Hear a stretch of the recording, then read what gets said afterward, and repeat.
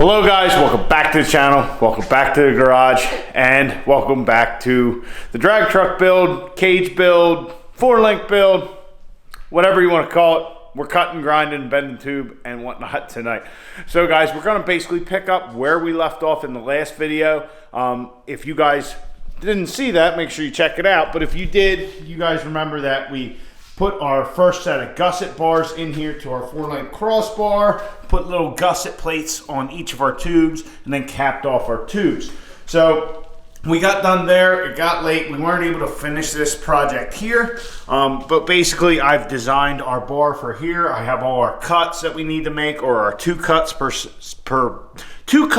tube per side. So that tube will kind of come off like here. We're going to start off with that, get that tube in, so this project will be wrapped up. So we'll get that in, finish welded and all that. And then we're going to move to under the cab. So as you guys can see behind me, I got the tubing bender out. As you can see from our tube bender handle. Yeah, put that on there so I'd remember, hey, this isn't just a hunk of pipe you got in the basement for some reason. So anyway, when we did our 25/6 cert cage build, there was one bar section that we left out, and that is the X under the frame. So with the 25/6 cert, that would cert us to a 799 in the quarter mile if the truck weighs under 5,000 pounds. So I kind of, at the end of last year, you guys know I got excited and want to get the thing to the track.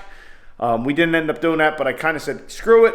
We'll just get an 850 cert. We're not going to be able to get that fast anyway in the time we have, and we'll take care of it later. Well, later is here. We'll go in depth on the X brace, later on when we get to it. We're going to start off with the 4-link stuff, but I got our tubing bender out because with any luck to get this X brace, with any luck, what I'm thinking, we're going to need to put a bend in one of the tubes. So we're going to need the trusty Pro Tools bender. I had somebody comment the other day. This is a Pro Tools bender. Pretty much the same thing as the JD squared bender. These manual benders, they're about the same. The only thing I really don't like about this is the handle to pull on it. As I said, I got this tube and it's kind of flat there. I had to flatten it down in the press. If you get the JD squared one, if I remember correctly, all you need is the correct size pipe or tube to go over that for your handle. So it just makes it a little easier, and this square piece just, it can be a little funky. So that's kind of our bender. We're gonna get to making these gusset pieces for our 4-link. We'll get those cut out, we'll get those welded in, and then we'll crawl under the truck and talk about this X brace that we have to do. And now that I think of it, there's a couple other little things we have to do that I didn't realize at the time. But we'll get into that later. Let's get to finishing this 4-link.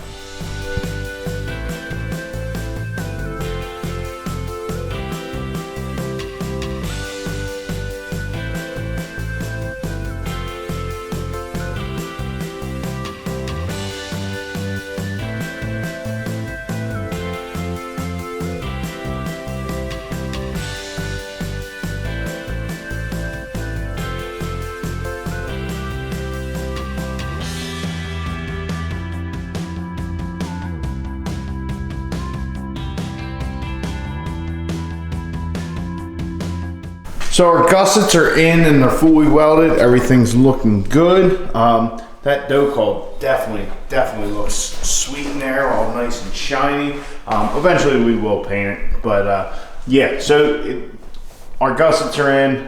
We can get our drive shaft in and out. Like I said the other night, I'm probably gonna put another cross member in here with some sort of drive shaft hoop, just so if something ever happens, it's contained, it's not, destroying our 4-link setup. But yeah, those gussets are in. Now we're gonna move on to our X brace, which we've talked about before. We'll climb under there and kind of discuss exactly what's going on down there. This is the X brace that I was talking about before we get under there. As you can see in the drawing, it's here kind of centered, which is kind of where my mindset always was. But if you look back to the rules, it gives you a place in here to where to find it. Actually, I think I flipped to the right section. So the only real rule for this X brace that pertains to us, and to me, the rule doesn't make any sense because I don't know how you would not do this. The center floor X braces must be at least as long as the inside width of the main frame rails. Well, if they're diagonal, how are they not going to be at least the width between the main frame rails? That's what I don't understand. But anyway, that's the only real rule I can find in here about it. So let's get in there and check it out. So under the truck, as you guys can see, with the transfer case and the transmission and all in there, there's really not much room with the floor to go from the main frame rail up over that and back down. I mean, not saying it can't be done or anything like that, but without cutting the floor out, it's going to be extremely difficult, especially here in the garage. And that was always my big holdup about it was, man, how are we going to be able to accomplish this and all that? Well, I got thinking about it, and maybe I'm thinking about it all wrong. As we just went over, the rules only state they have to be at least as wide as the frame rails, which, once again, if it's anything other than, well, even if it's straight, it's going to be at least as wide as the frame rails.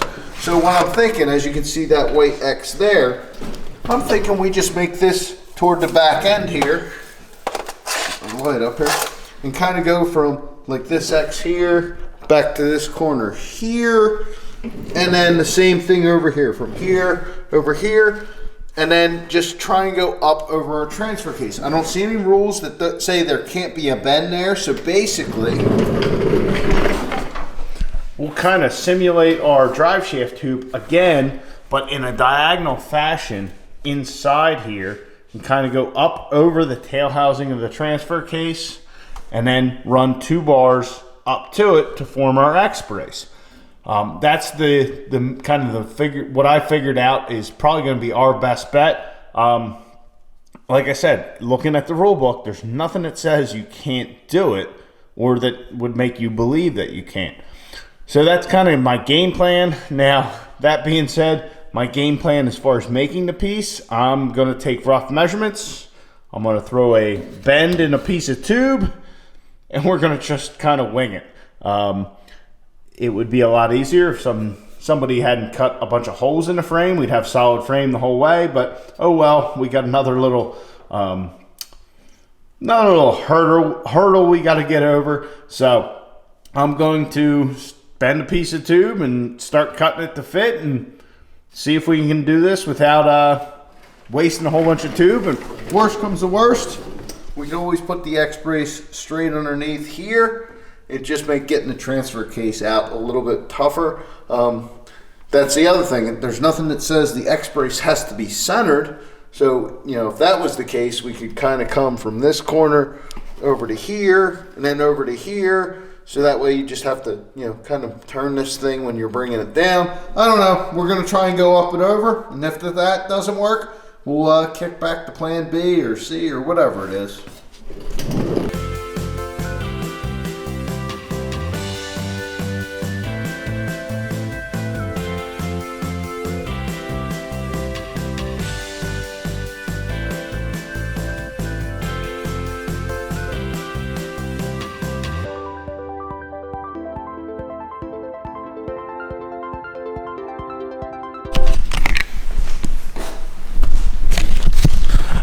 hello guys, welcome back to the garage. Oh wait, we're picking this up the next day. So last night we were working on our X brace, and you know, I told you guys I was just going to kind of wing it, and well, winging it actually worked. The reason I was winging it rather than really planning it out, I couldn't really wrap my head around what I wanted to see, so I just threw a bend in there and then kind of just worked it and then shortened it up and maybe bend it a little more, so on and so forth. So anyway, this is what we got. So as you guys can see, we have a little more than our 1 bar. I got home from work today, and last night we got our 1 bar figured out, got it tacked in, and I was like, oh well, before we start, you know, recording or anything, let me try and get the other bars, and you know, because you guys have seen me cut tube multiple times, no need to show you anymore. But anyway, like I said, we just kind of wung it, got this tube in. It comes, you know, from this edge up over our drive shaft with plenty of room, over and down to this frame rail, and then we have 1 straight bar here coming to the center, and another straight bar here coming to the center. So I'm very happy with how this, so I'm very happy with how this X-brace turned out. We haven't welded anything yet. I had thought about, tacking it in and getting everything tacked here and pulling it out to weld the center, but I still have to weld the tops over here, so we'll end up unbolting the cab and jacking the cab up and trying to get all that weld when we do that. But yeah, this is not something I had thought about before this, and I'm very glad that I took another look at it. But yeah, our X-brace, excuse me. But yeah, our X-brace is looking good. And when you look at it from the back of the truck, it's kind of like, almost looks like two drive shaft tubes. That's another thing, when we get to welding this in, I'm gonna pull the drive shaft back out just because, well, why deal with the drive shaft if we don't have to? We know it's gonna clear and everything's good.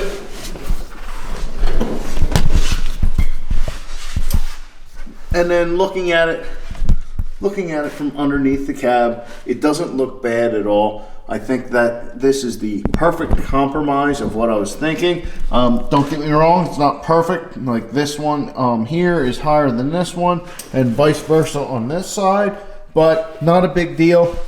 We have our X-brace. I think we're good. So we're gonna weld this thing in. We'll have to pull the cab and try and jack the cab up so I can get in here to weld. And then we will be done with this. We have one other task we have to do in order to make this thing 25/6 cert legal, at least with the cage, but we'll get into that after we get this all welded up, because these tight welds, we might spend an hour just trying to get to something. Yeah, we've done it before.